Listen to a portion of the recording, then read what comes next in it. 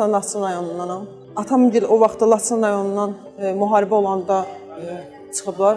2020-ci ildə Vətən müharibəsindən sonra Laçının azad olduğunun, bütün torpaqlarımızın azad olduğunun xəbərini eşidəndə çox sevinirdik ki, biz öz torpaqlarımıza qayıdacağıq.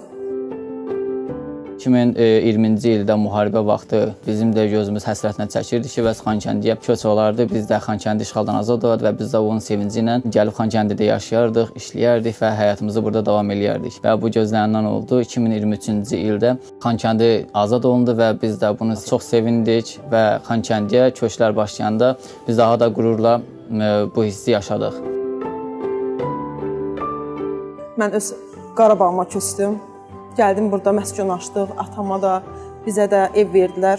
Dövlət Məşğulluq Agentliyinə müraciət elədim. İş təcrübəmlə bağlı məlumat verdim. Bir ay sonra mənə zəng gəldi ki, Xankəndində Tamstor market şəbəkəsində baş xərclər vəzifəsində iş var. Qəbul etdim. Artıq Qarabağda mənim həm evim var, həm işim var. Məşğulluq İdarəsi tərəfindən Tamstor MMC-yə vakansiya üzrə imtahanlardan keçərək mal qəbul şöbəsinə işə düzəldim. Məşğulluq Agentliyinə öz təşəkkürümü bildirirəm və mənə göstərildiyi diqqətə görə çox minnətdarlığımı bildirirəm.